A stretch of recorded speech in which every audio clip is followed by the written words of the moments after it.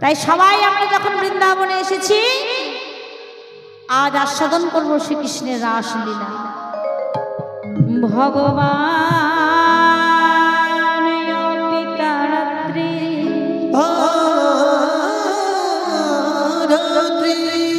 শারদ উৎফুল্ল মল্লিকা বৃক্ষরন্তু মনশ্চক্রে যোগমায়ায় উপাশ্রিত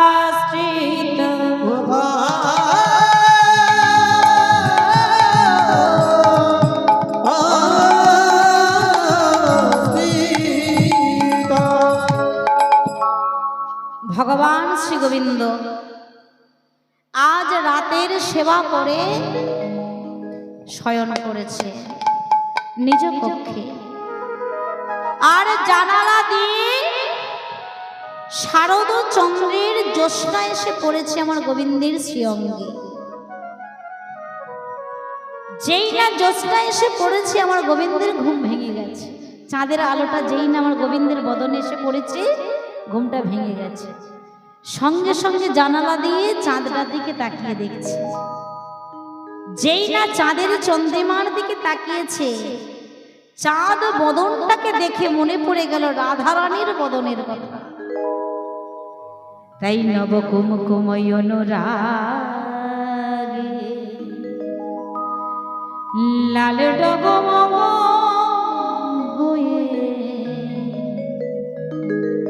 শ্রীমতী রাধারানীর বদন চন্দ্রিমার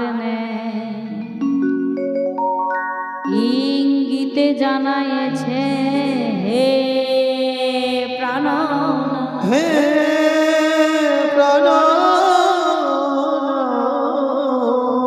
এসো এসো বধূ, এসো এসো বধূ, আর কতক্ষণ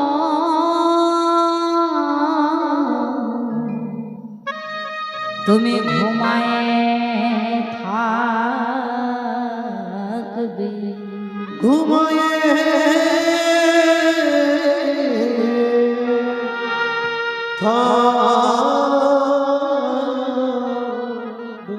হে প্রাণনা,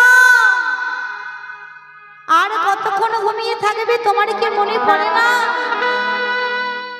তুমি যে কথা দিয়েছিলে আজ আসবে? হে বধূ, এইবার এসো।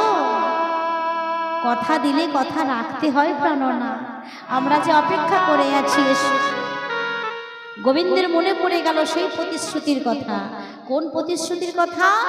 কারণ একবার বৃন্দাবনের ব্রজগোপীরা এই কার্তিক মাসে 1 মাস কালীন কাত্যায়ন ব্রত করেছিল। কেন করেছিল? গোবিন্দকে প্রতিরূপে পাবে বলে।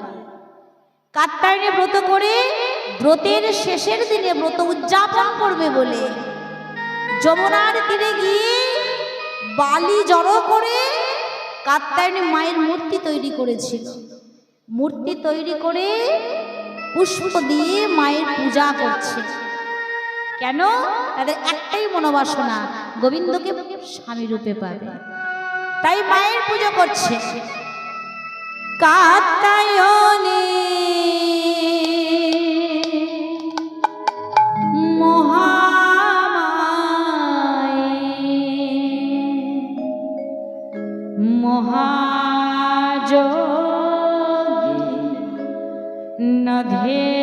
নধেশ্বরী নন্দ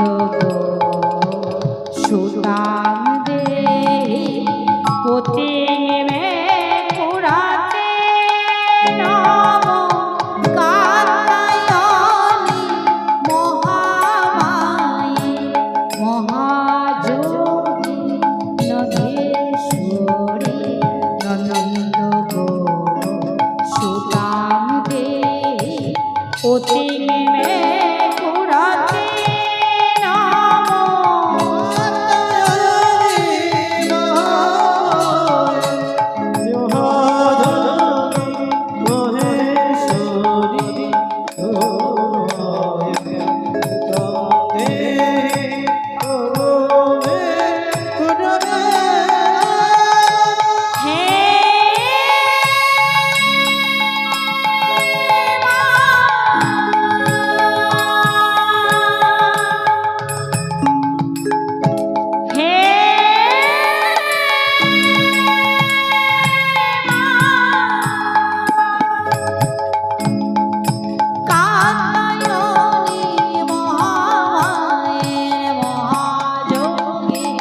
রাধেশ্বরী নন্দ গো সুদাম দে পতি মে পুরাতে নম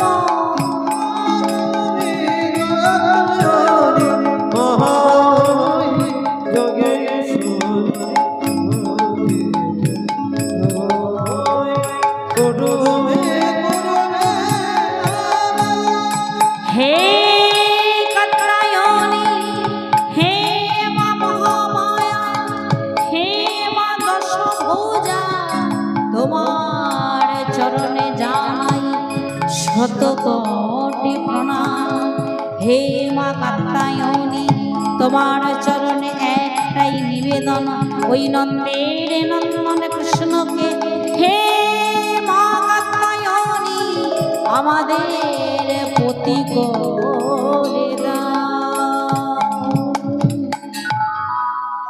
হে মা ওই নন্দের নন্দন কৃষ্ণকে শুধু আমাদের পতি করে দাও আর তোমার কাছে কিছু চাই না গোবিন্দ আমার জানতে পারলেন যে ব্রজগোপীরা আমাকে পতি রূপে পাবে বলে কাত্যায়নী ব্রত করেছে পরীক্ষা করবার জন্য চলে গেল যমুনা তটে আপনারা সবাই জানেন সেখানে পরীক্ষা করবে বলে গোপীদের বসনগুলিকে সরিয়ে রেখেছে অবশেষে গোপীগণ পরীক্ষায় উত্তীর্ণ হয়ে যে যার বসন ফিরে পেয়ে গোবিন্দের কাছে বর প্রাপ্ত হলেন ভগবান বললেন শোনো গোপী তোমাদের আশা সেই দিন পূর্ণ হবে এমন একদিন আসবে যেই দিন শারদ পূর্ণিমার রাত আমি বাঁশি বাজিয়ে তোমাদের ডেকে নেব এই ইন্দ্রিয়টাকে কর্ণ ইন্দ্রিয়টাকে একটু সক্রিয় রেখো সেই প্রতিশ্রুতি দিয়েছিল তাই গোপীগণ রাধারানী যেন মনে মনে বলছে দয়াময় আজ তো সেই দিন তাহলে তুমি কি ভুলে গেলে এসো দয়াময় গোবিন্দের মনে পড়ে গেল সেই প্রতিশ্রুতির কথা তাই আর থাকতে পারল না ঘর ছেড়ে বৃন্দাবনে গিয়ে বসে বৃন্দাবনের শোভা দেখছে বৃন্দাবনে কেমন সাজে সজ্জিত হয়ে আছে গো আজ শারদ ছন্দ পবন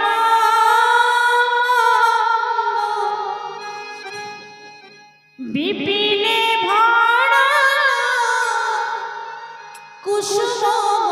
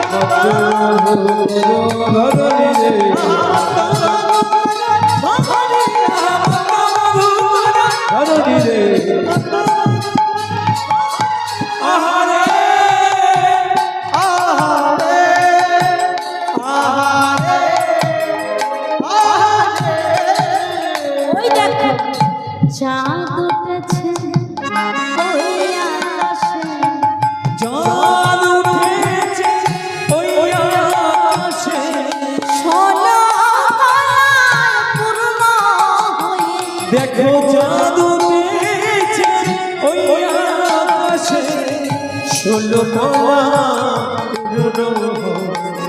চাঁদ উঠেছে ওই আকাশে চাঁদ উঠেছে ওই আকাশে 16 কলায় পরিপূর্ণ হয়ে আজ চাঁদ উঠেছে তাই কি বলছে গো? বলছে দেখো দেখো তোমরা সবাই চেয়ে দেখো চাঁদ উঠেছে ওই আকাশে।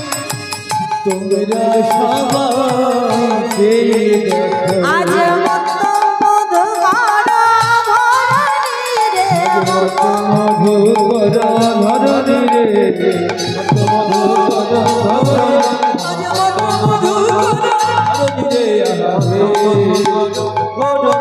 আহারে আহারে আহারে আহারে।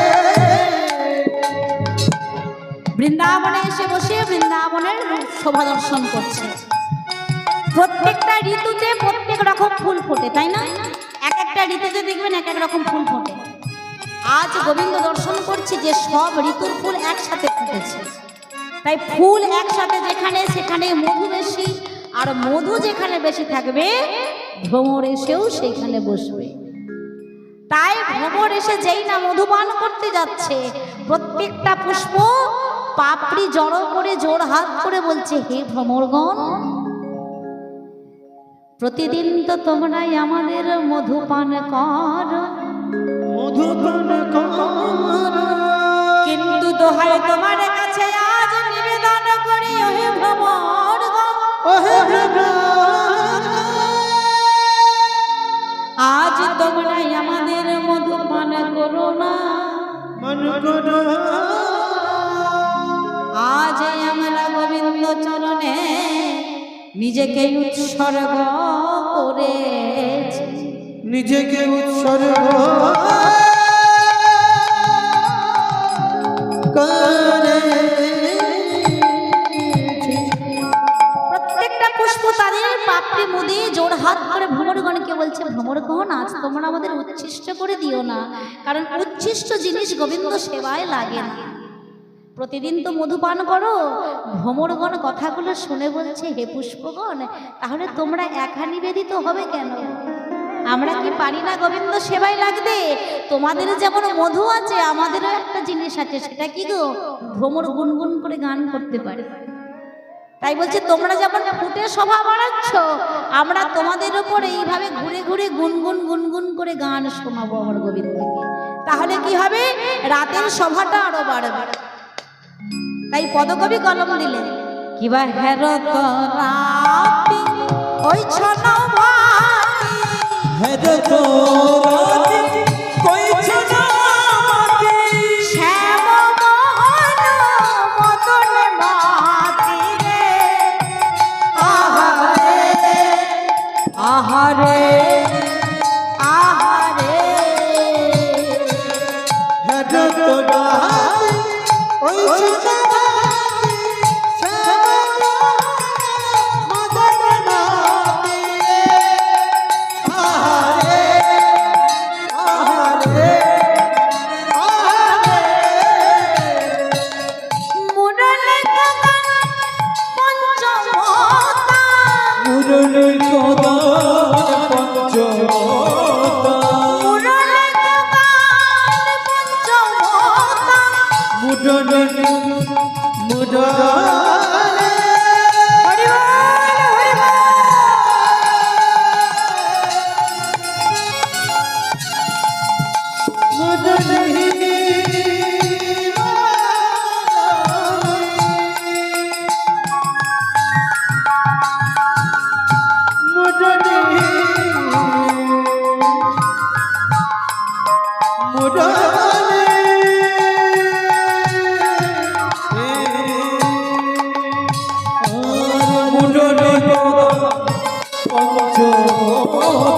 ফুলবতী চিতা চরণিয়া,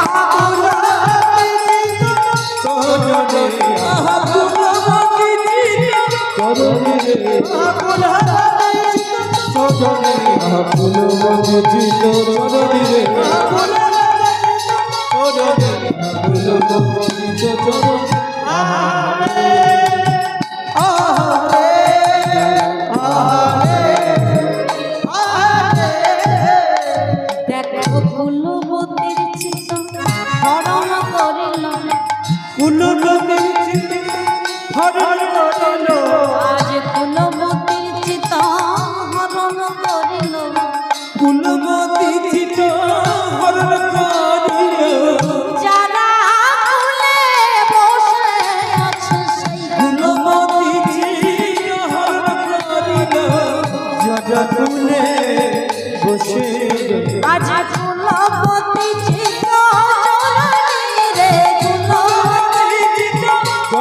রে ভুলবো চিত চরণে রে ভুলবো চিত চরণে রে ভুলবো চিত চরণে রে ভুলবো চিত চরণে আহা রে আহা রে আহা রে গোবিন্দ আমার বেছে বেছে কুলবতীর চিতটাকে হরণ করলো। কুলবতী অর্থাৎ যারা কুলবধূ, বেছে বেছে কুলবধূর চিত্ত অর্থাৎ এই মনটাকে হরণ করে নিল। আর কারা কারা শুনতে পেল বাবা? যারা আমার গোবিন্দ চরণে মন নিবেশ করেছে। এই বাঁশি কিন্তু আমরাও শুনতে পাবো, আমরাও রাসের বাঁশি শুনতে পাবো, তবে যেই দিন শুনতে পাবো সেই দিনই হবে, সেই ক্ষণই হবে আমাদের পৃথিবীতে শেষ সময়। কারণ রাসের বাঁশি যেই দিন শুনতে পাবো সেই দিনই আমাদের গোবিন্দ চরণে চলে যেতে হবে। আর সেই দিনটা যাতে রাসের বাঁশি শুনতে পাই তার জন্য এই কানটাকে তৈরি রাখতে হবে। যেমন গোবিন্দ আমার বলেছিল না, তোমরা ইন্দ্রিয় কানটাকে সক্রিয় করে রেখো। গোবিন্দের বাঁশি কিন্তু সবাই শুনতে পাবে না। গোবিন্দের বাঁশি শেষ জীবনে শুনতে গেলে দেহটাকে তৈরি রাখতে হবে আর এই কানটাকে তৈরি রাখতে হবে। কেমন করে তৈরি রাখবো? আমার শিশুকাল তো চলে গেছে, তাই না? শিশুকাল চলে গেছে, আমাদের এখন কি গো, কারোর বৃদ্ধকাল চলে এসেছে, কারোর মধ্যকাল চলে এসেছে, তাই না? তাহলে যখন যা গেছে গেছে, যখন থেকে আমাদের এই সময় শুরু হচ্ছে, চেতনা যখন থেকে হয়েছে তখন থেকে এই দেহটাকে তৈরি রাখতে হবে। কি করে তৈরি রাখবো? ভাগবত পাঠ শুনবো, হরির নাম শুনবো, হরি কথা শুনবো। যত হরি কথা হরি নাম এই কান দিয়ে শ্রবণ করাবেন তত কানটা সক্রিয় হয়ে যাবে, তাই না? হরি নাম শুনতে গেলে অনেকের ঘুম চলে আসে।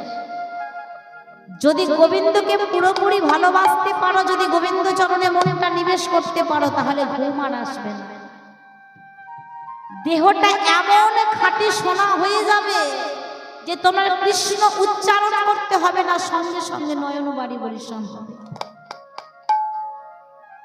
সেই রকম দেহটা তৈরি হবে বাবা, তৈরি হবে। আমরা যদি চেষ্টা করি অবশ্যই হবে।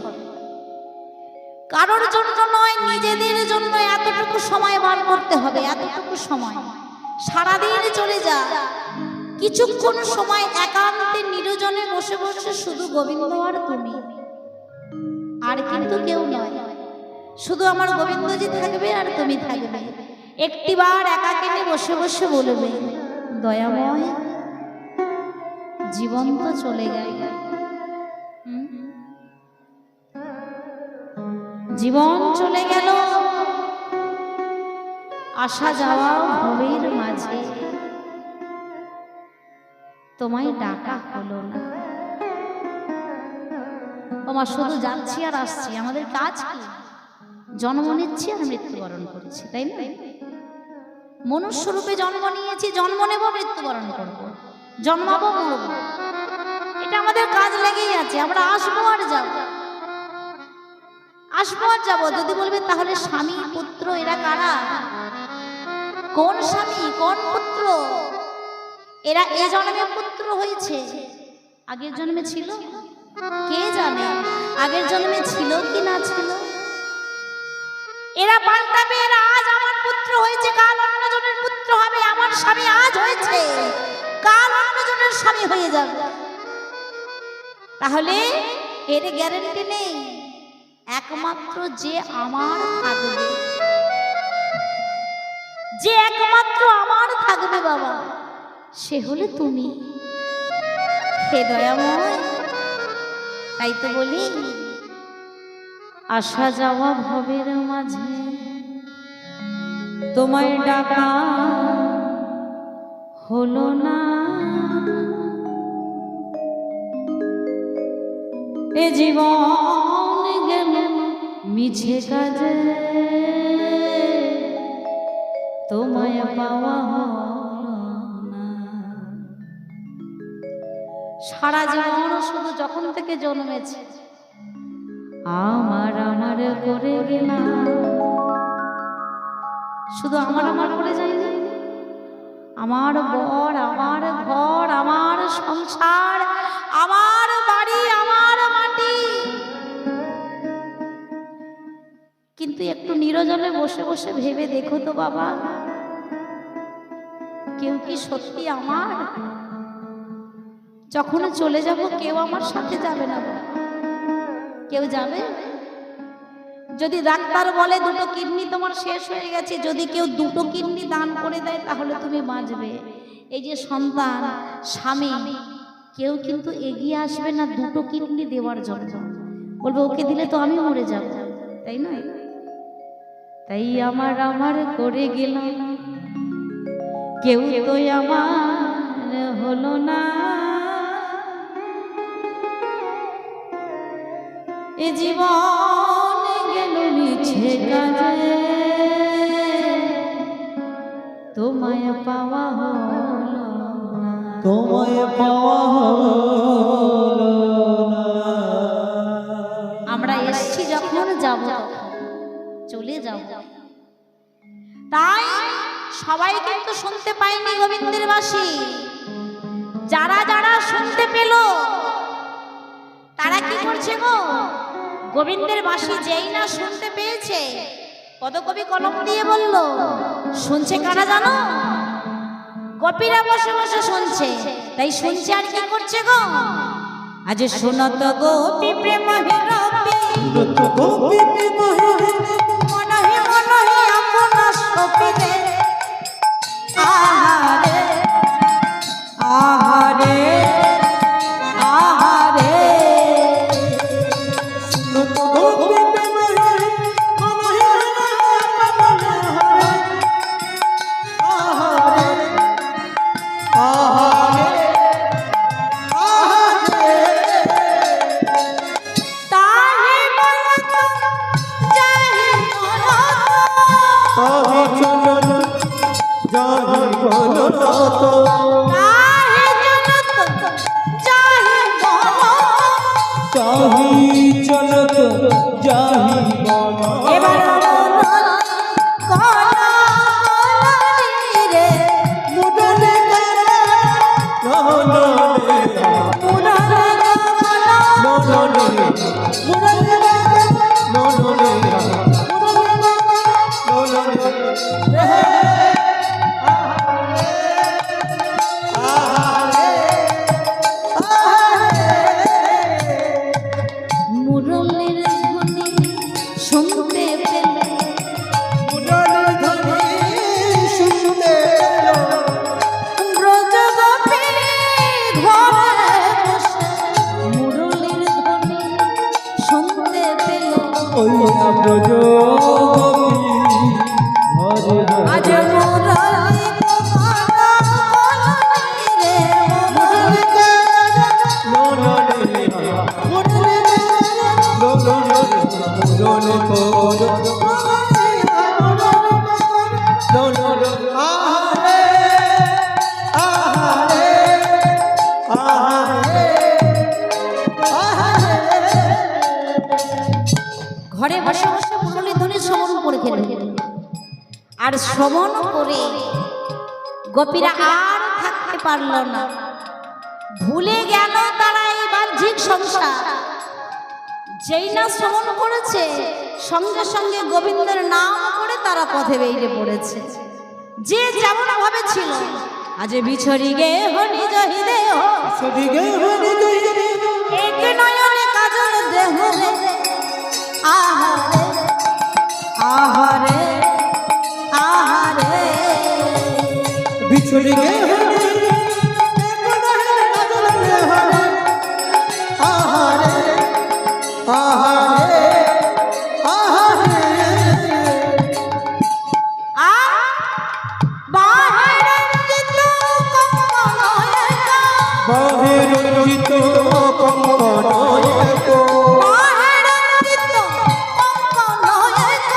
বাহিরঞ্জিত কঙ্কণ এক,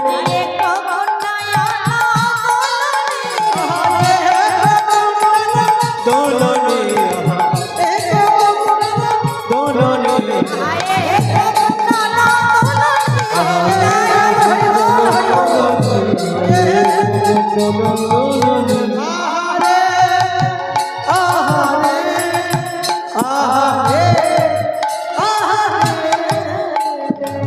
ধেয়ে ধেয়ে চলিল গো ধেয়ে ধেয়ে চলিল রে তারা ধেয়ে ধেয়ে চলিল গো তারা ধেয়ে ধেয়ে চলিল রে সুমধুর মুরলি শুনে ধেয়ে ধেয়ে চলিল গো ওই সুমধুর ধ্বনি সুরে ধেয়ে ধেয়ে চলিল রে ব্রজবাসী শুভমাবাসী শ্রবণ করে ধেয়ে চলে যাচ্ছে বিছড়ে দেহ নিজহি দেহ যে যেমন ভাবে ছিল। ওই যে বললাম বাঁশি একবার শুনতে পেরে আর আমরা এই সংসারে থাকতে পারবো না। আর বাঁশি যে কখন শুনতে পাবো কেউ জানে না। আমরা ঘরে বসেও শুনতে পারি, আবার হয়তো রাস্তা দিয়ে হাঁটছি তখনও দেখবো বাঁশি বেজে গেল, হয়তো স্বামীর কাছে শয়ন করে আছি তখনও বাঁশি বেজে গেল, কিংবা হয়তো নিজের কোলের শিশুকে দুগ্ধ খাওয়াচ্ছি তখনও বাঁশি বাজতে পারি। তাই বাঁশি যখন বাজবে আর কিন্তু আমরা কেউ থাকতে পারবো না, সঙ্গে সঙ্গে আমাদের চলে যেতে হবে। যখনই গোবিন্দ ডাক দেবে আমাদের চলে যেতে হবে। তাই সকল ব্রজবাসী সেইভাবে চলে গেল। কেউ কেউ ব্রজবাসী ঘরের মধ্যে স্বামীর কাছে শয়ন করেছিল, যেই না যেতে যাচ্ছে স্বামী জেগে গেছে। কি তুমি কোথায় যাচ্ছ মধ্যরাত্রে? স্বামীকে দেখে চমকে উঠেছে, স্বামী তুমি আজকে আমাকে ছেড়ে দাও, আমি আমার পতির কাছে চলেছি। পতি? আমি তো তোমার পতি, আমি ছাড়া কে পতি তোমার? কাকে তুমি পতি বলছো?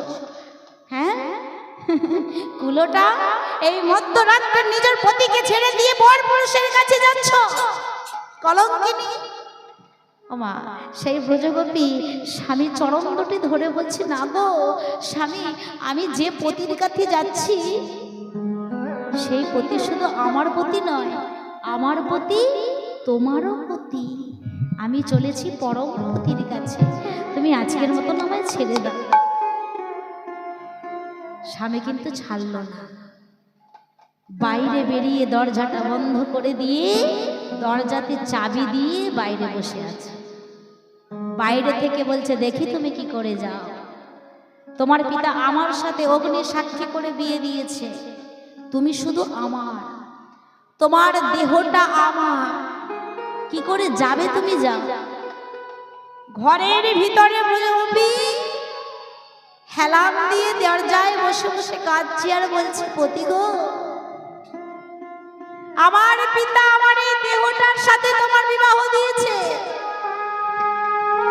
মনটার সাথে দেয়নি। এই মন আমি তাকে সঁপে দিয়েছি কতদিন আগে,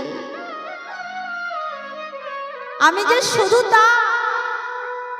বেশ, এই দেহটা তোমার, যখন তুমি দেহটা রেখে দাও, এই মনটাকে নিয়ে আমি চলে যাব। বসে বসে ভগবানকে ডাকছি, দয়াময় একবার তুমি কৃপা করো, একবার কৃপা করে আমাকে নিয়ে যাও। হে ভগবান, তুমি তো ভগবান, তাহলে বলো আমার এমনই কেন হয়? তুমি তো ভগবান, তুমি তো দয়াল হরি, তুমি তো সব কিছু জানো, তাহলে বারে বারে আমায় কষ্ট কেন দাও? তুমি যদি ভগবান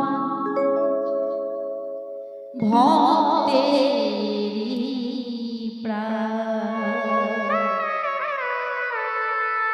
তবে কেন দুঃখ ওহে দয়া, তবে কেন দুঃখ হে দয়াময়, আর কত এইবার তুমি কৃপা করো।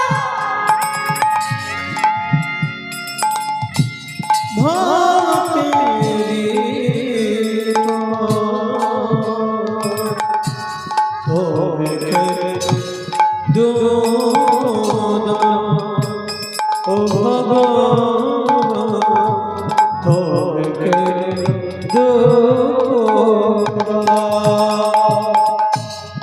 তুমি যে কামনা তুমি যে ভাবনা তুমি যে প্রাণের প্রাণ ও ভগবান তুমি যে প্রাণের প্রাণ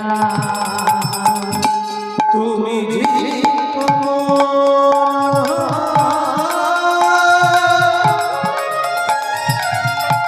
তুমি এইবার ও ভগবান তবে কেন দুঃখ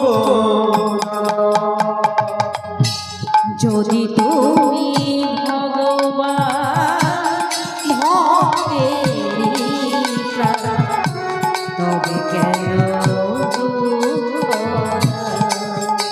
ও দয়া তবে কেন দুঃখ যদি তুমি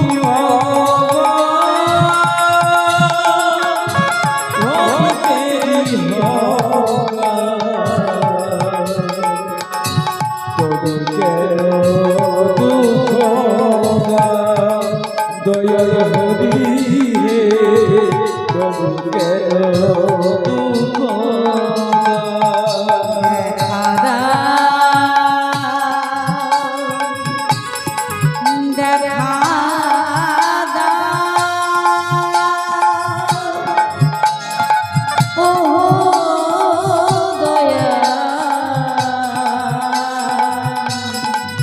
একবার দেখা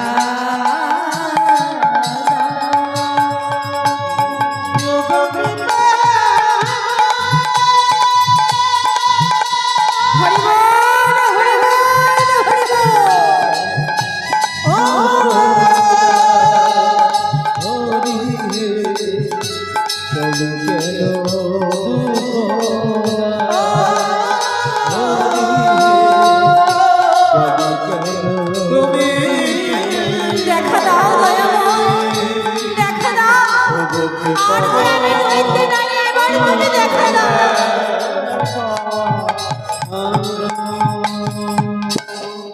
ব্রজগোপী ঘরে বসে বসে ভগবানকে কাতর কণ্ঠে ডাকছে দয়াময় এবার তুমি আমায় দেখা দাও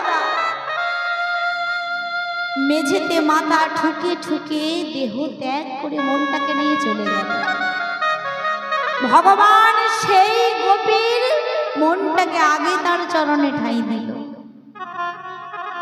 সকল গোপীগণ যে যেমন ভাবে ছিল তেমন ভাবে চলেছে শিথিল ছন্দ পবন মন্দ একসাথে চলেছে কেমন ভাবে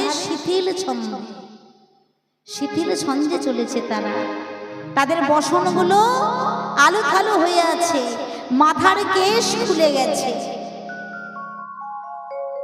আর তারা চলেছে একসাথে কিন্তু যাচ্ছে এক জায়গায় এই যে আপনারা সবাই এসেছেন একসাথে এসেছেন তো কেউ কাউকে দেখতে পাচ্ছেন বলবে কানা নাকি দেখতে পাই না সবাইকে দেখতে পাচ্ছেন তো যেমন আমাকে দেখতে পাচ্ছেন আশপাশের লোককে দেখতে পাচ্ছেন কিন্তু সখীদের মধ্যে একটা পার্থক্য ছিল তারা যাচ্ছে একসাথে চলেছে একই জায়গায় কিন্তু কেউ কাউকে দেখতে পাচ্ছে না একে অপরকে দেখতে পাচ্ছেন তারা চলেছে একই জায়গায় কিন্তু একে অপরকে তারা দেখতে পাচ্ছে না যখন একে অপরকে দেখতে পাচ্ছে না এইভাবে হে গোবিন্দ করে করে যখন চলেছে তখন পদকবি কলম দিয়ে বলল কেমন করে যাচ্ছে জানো আজ তত হিবে সখী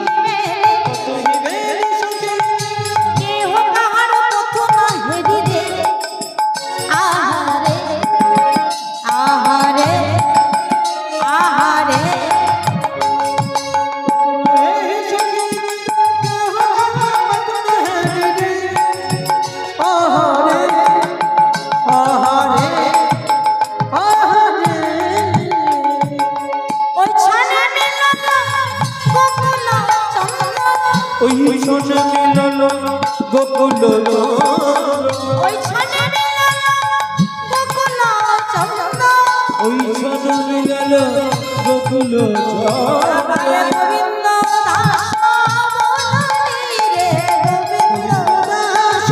বলো রে গোবিন্দ দাস গোবিন্দ দাস গোবিন্দ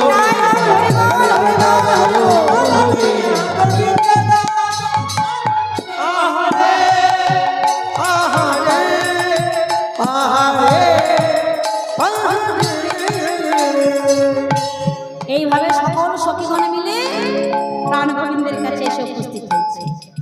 যেই না গোবিন্দের কাছে এসে উপস্থিত হয়েছে, গোবিন্দ আবার বলে উঠলেন, সুস্বাগত ভৌ মহাভাগা প্রিয়াঙ্গী গণমানে ব্রজস্ব গময়ন করছে মর্ত গমন করণ। হে ব্রজ সুন্দরীগণ, তোমরা এত সুন্দরী, এই মধ্যরাত্রে নিজের পতিকে ছেড়ে দিয়ে, স্বামীকে ছেড়ে দিয়ে আমার কাছে এসেছো কেন? কি করতে এসেছো? পদকবি কলম দিয়ে বললেন, আজ ভক্ত ভগবানের কাছে এসেছে, ভক্তের সাথে ভগবানের দেখা হয়েছে, তাই বিপিনে মিলন গোপনারে হেরি হাসত মুরলীধারী। একটু তালে তালে রাধে রাধে বলবেন। আজ বিপিনে মিলন গোপনারে হেরি হাসত মুরলীধারী।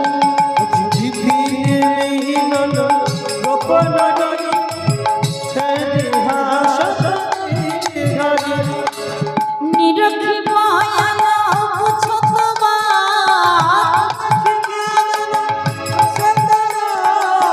নিরখি পায়াল পুছত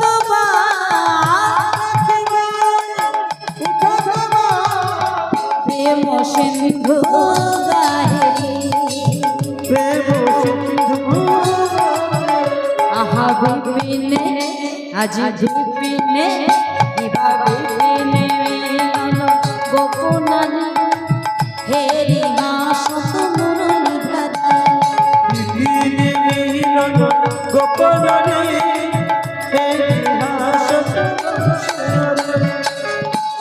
ও ব্রজগোপী, কি করতে এসেছো?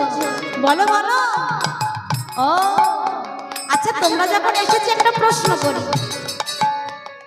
ব্রজ সব গমন করত কি করব প্রেম।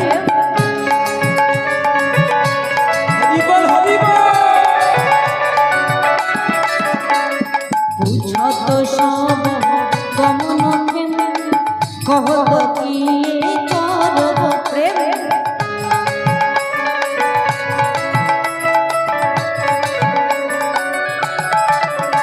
ওই ব্রজঞ্চ সব কুশলবাদ,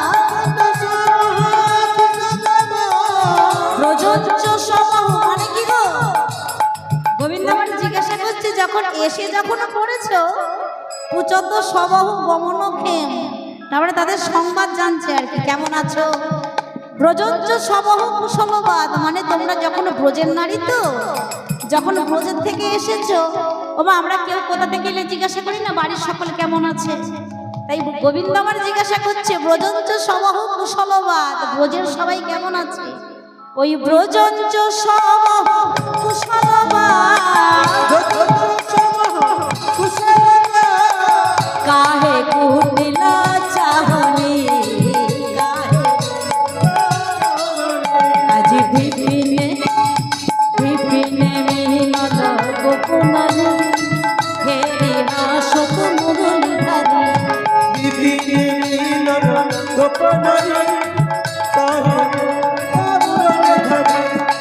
কি গো ও ব্রজবাসী, তোমাদের এত ডাকছে, তোমরা সাড়া দিচ্ছ না কেন? আর দেখতে পাচ্ছ না রাত হয়ে গেছে?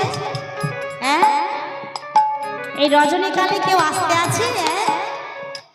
ঘেরি ওই ছনা রজনী ঘর তেজি তরুণী পতিক কর।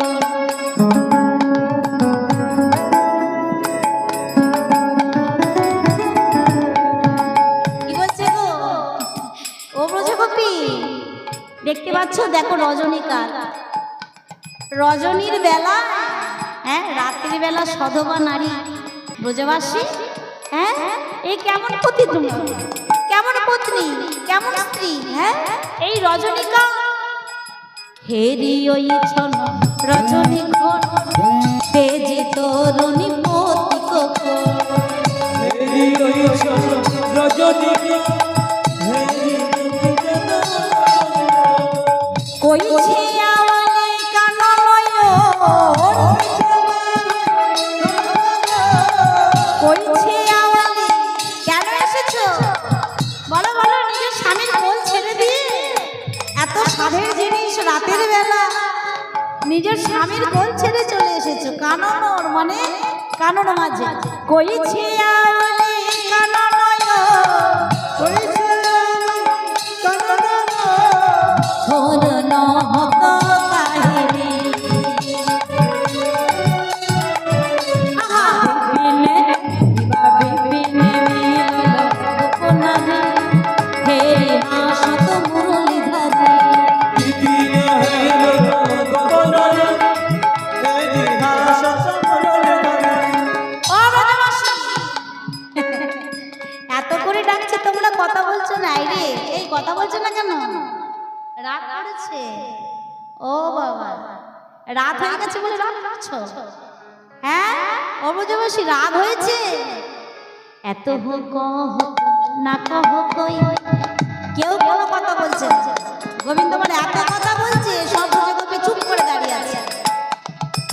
এত হোক না কহ কই, রাখো তো কাহে মানহি কই, বলছে পান করেছো নাকি? এত কথা বলছি তোমরা কেউ কথা উত্তর দিচ্ছ না কেন? এত হুক না কহ কই, রাখো তো কাহে মানহি কই, ই হইয়া ননত কই, ই হইয়া ননত কই, গোবিন্দ দাস গোবিন্দ আহা বিপিনে মিলল গোপনারে, হেরি হাসত মুরলীধারে, নিতাই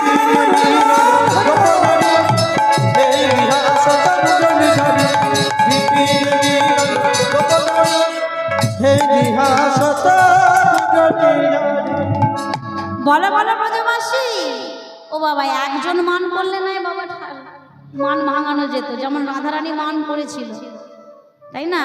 আমার বাবাদের সংখ্যা তো কম, বাবা মাত্র কজন বসে আছে, মায়েরা বেশি বসে আছে। আমার বাবারা জানে যে মায়েরা যদি একবার অভিমান করে ভাঙতে কি জ্বালা, হ্যাঁ কি গো, ঘরের লক্ষ্মীকে কিন্তু রাগানো ভালো নয়। ঘরের লক্ষ্মী ঠান্ডা থাকে যতক্ষণ ততক্ষণই ভালো, ঘরের লক্ষ্মী যদি রেগে যায় বাবা মা মনসা হয়ে যাবে, হ্যাঁ মায়েরা সব পারে বাবা, তাই না? আমরা নারী জাতি সব পারি, যেমন ভালোবাসতে পারি বাবা, যদি মেজাজটা চটে যায় সংসার একদম চুলোয় চলে যায়, হ্যাঁ তাই না? তাই বলছে একজন মান করলে নাই মান ভাঙানো যায়। রাধারানী মান করেছিল, কত কষ্ট করে করে মান ভাঙাতে হয়েছিল, হ্যাঁ যদি এতগুলো সখী একসাথে মান করে তাহলে তো আমি ভাঙাতে পারবো না। তাই তোমরা মান করো না। বলি কও হে গোপী কিসে লাগে এই গহন মনে এলে,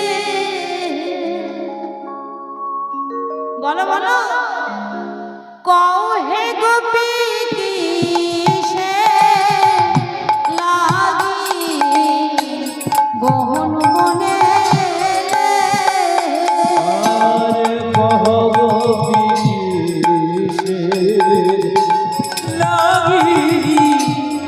গহন মনে কও হে গোপী কিসে লাগি গহন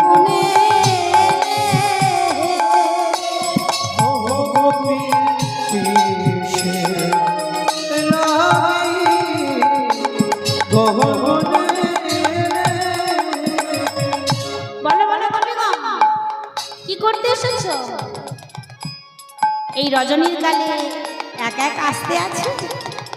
বলো না কি করতে এসেছো? গোপীগণ চুপ করে দাঁড়িয়ে আছে। বলছে দেখো ব্রজবাসী, যদি এইভাবে একা একা এসে যদি চুপ করে দাঁড়িয়ে থাকো না, তাহলে কিন্তু হবে না।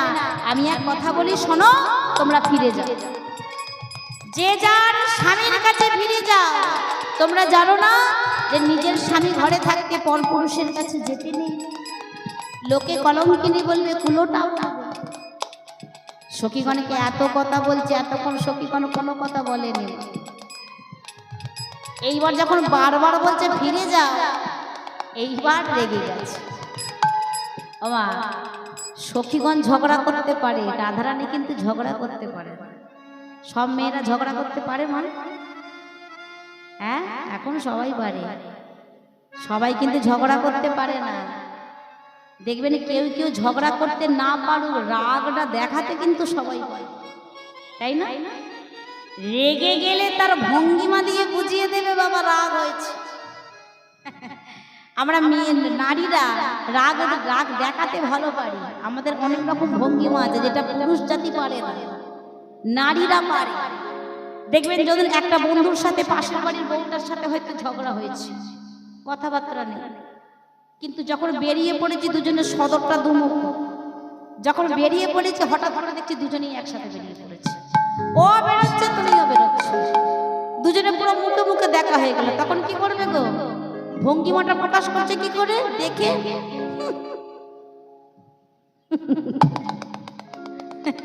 তার মানে মুখটা বেঁকিয়ে বুঝিয়ে দিল যে কি করতে তোর মুখটা দেখলে, না দেখলেই মনে ভালো হতো। আবার যদি নিজের স্বামীর সাথে ঝগড়া হয় বাবা, কেউ ছেড়ে দেয় না, কেউ ছেড়ে দেয় না, একদম কোমর রেটে লেগে যাবে। হার জিতে খেলা, কে জিতবে? জেতা কিন্তু নারীদেরই হয়, তবু একদম কোমর বেঁধে লেগে যাবে, তাই না? রাধারানী ঝগড়া হয়েছে, মান হয়েছে, রাধারানী কিন্তু ঝগড়া করতে পারে না। ললিতা বিশাখা কথা বলছে, রাধারানী রেগে গেলে পায়ের বুড়ো আঙুলটা দিয়ে মাটিটাকে এরকম করে খুঁড়ে, যত রেগে যাচ্ছে মাটিটাকে খুঁড়াচ্ছে। এইবার যখন রেগে গেছে, সখীগণ বলছে দেখো বধূ, যদি কেউ নিমন্ত্রণ করে ডেকে নিয়ে এসে ফিরিয়ে দেয় তাহলে বড় ব্যথা লাগে। আমরা তো স্বামী সন্তান নিয়ে ভালোই সংসার করছিলাম, ভালোই তো করছিলাম, ভালোই তো সংসারে ছিলাম। তুমি তোমার মুরলি বাজাতে গেলে কেন? তুমি যদি তোমার মুরলি না বাজিয়ে আমাদের না ডাকতে, তাহলে তো আমরা আসতাম না। স্বামী সন্তান নিয়ে তো ভালো ছিলাম, দিব্যি সংসার করছিলাম। তুমি তো জানো না, আমরা একবার যখন এসে গেছি ওই ঘরে আমাদের আর জায়গা হবে না। একবার যদি কেউ চলে যায় মা, আর ফিরতে পারে? আর ফিরতে পারে না। দয়াময়, তবুও যখন তুমি পাঠিয়ে দিচ্ছ, তোমার চরণে যদি ঠাঁই না দাও, আমরা কিন্তু চলে যাব। তবে এই দেহ তোমার কাছে রেখে দিয়ে দেহ মন ত্যাগ করে চলে যাবে। যখন সব ব্রজবাসী একত্রিত হয়ে গোবিন্দ চরণে পড়ে কাঁদছে আর প্রাণ বিসর্জন দেবে বলে ঠিক করেছে, গোবিন্দ আমার বলল, শোনো ব্রজবাসী, অনেক পরীক্ষা নিয়েছি, আর পরীক্ষা নেব না। এইবার তোমাদের মনোবাসনা পূর্ণ হবে। তোমরা আগে ভালো করে সেজে নাও। তোমরা দেখো তোমরা কেমন আলু থালু বেশে এসেছে। আমার যে যেমন ভাবে ছিল তেমন ভাবে তো চলে এসেছে, আগে ভালো করে সেজে নাও। তাই সখীগণ আমার নিজেরা সাজে রাধারানীকে সাজাচ্ছে। কাঞ্চনমণি গণ জননী রামাল, কাঞ্চনমণি জননী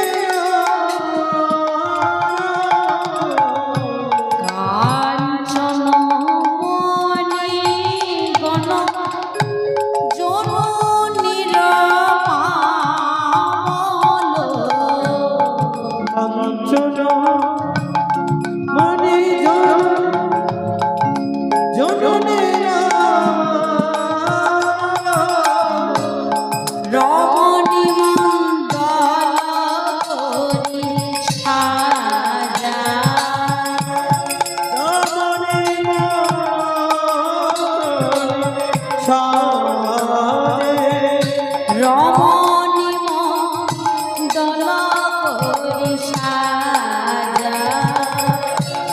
রমণী মণ্ডল সাজা মাঝো হি মাঝো মহামর কত সম মাধবী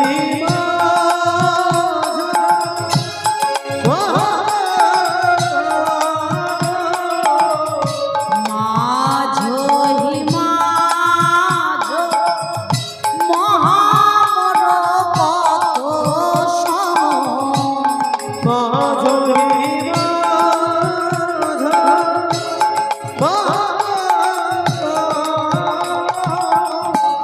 রমণী মণ্ডল করি সাজা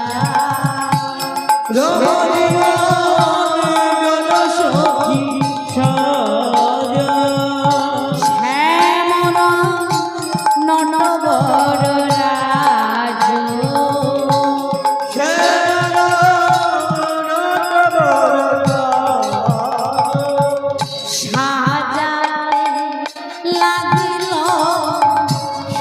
সাজাতে লাগিল মনের মতন করে সাজাতে লাগিল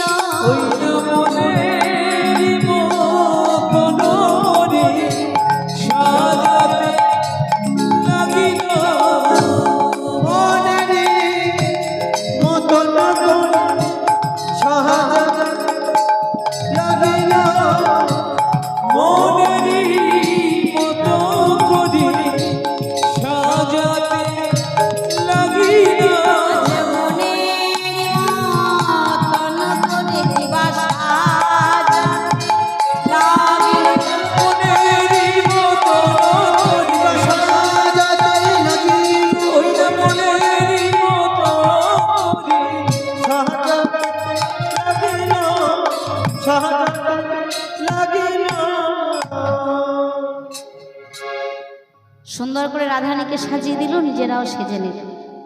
সুন্দর করে সেজে এবার রাস মঞ্চে যাত্রা করেছে। রাস মঞ্চে যাত্রা করে বৃন্দাদতী নামে এক সখী আছে রাধারানী। রাধারানী আদেশ করলো, বৃন্দারে শুধু নিজেরা সাজলে তো হবে না, মঞ্চটাকে সাজাতে হবে। দেখবেন মা, ঠাকুর যেখানে থাকে সেইখানটা সাজানো হয়, সেইটা হলো রাসবেদী। তাই বৃন্দা ওই মঞ্চটাকে আগে সাজা। তাই সখীগণে মিলে সবাই মিলে বৃন্দাদতীর আদেশ পেয়ে রাসবেদীটাকে সাজাচ্ছে। কেমন করে গো? আজ সুবুদ্ধি চতুরা সখী আজ ছিল বৃন্দাদতী গো, ছিল বৃন্দাদতী। সবাই মিলে হাতে তালি দিয়ে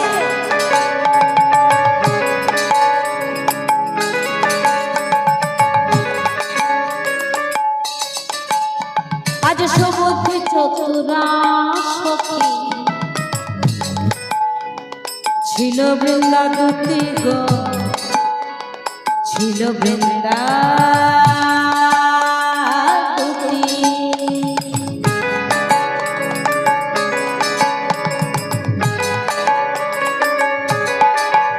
আবার আদেশিল সখীগণে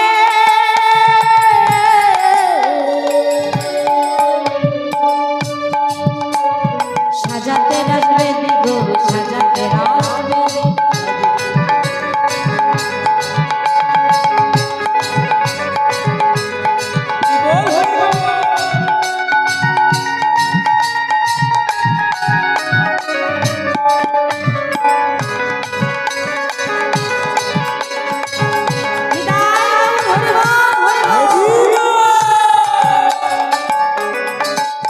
আজ বৃন্দাদতীর আদেশ পাইয়া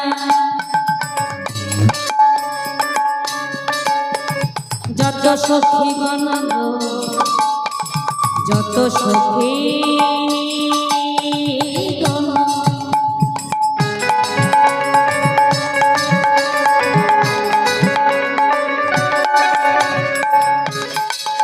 আবার গমন করিল সবে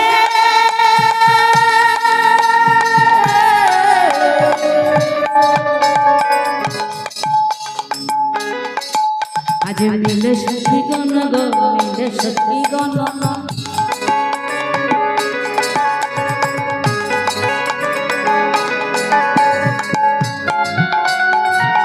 একটু অনুধ্বনি হয়ে যায় তাই বাবা হরিবো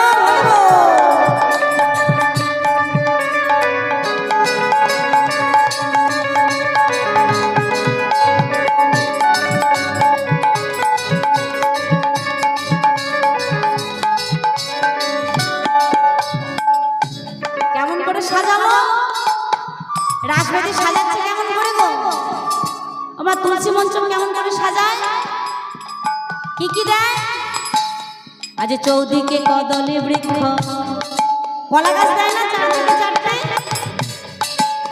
আজ দিল আমার শাখা গো দিল আমার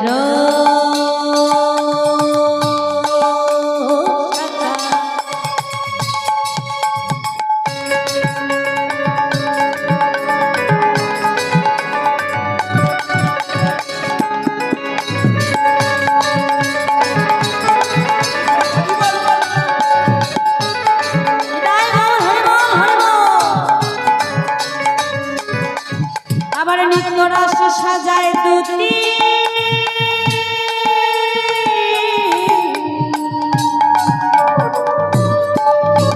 হৃদয়ে যারা গো হৃদয়ে যারা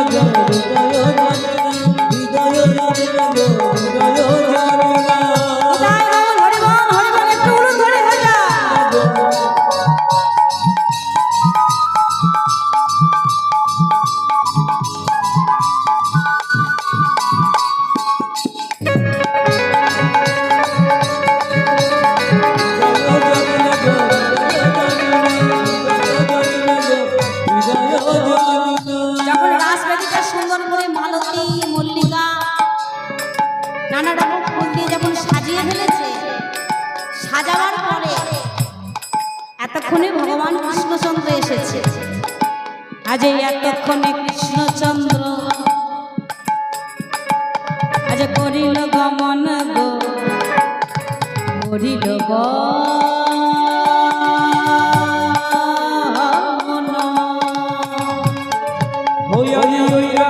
কৃষ্ণচন্দ্র কদিল গমন গো কদিল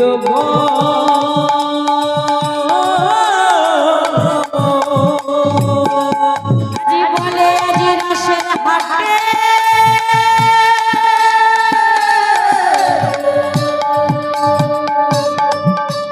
করিব নর্তন গো করিব নর্তন কদিল গমন গো কদিল গমন কদিল গমন গো কদিল গমন গোবিন্দমান এসে বলছে এত সুন্দর সাজিয়েছো যে দেখেই নাচতে ইচ্ছা করছে তাই আরে কর ধরা ধরি করে সবাই একে অপরের হাত ধরেছে সবে দাঁড়াইল গো সবে দাঁড়াইল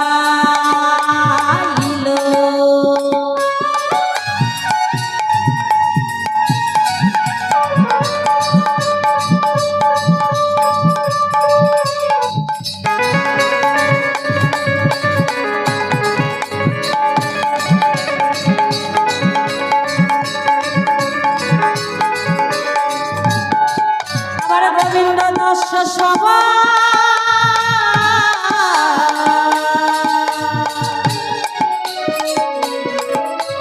চরণ সেবিল গো চরণ সেবিল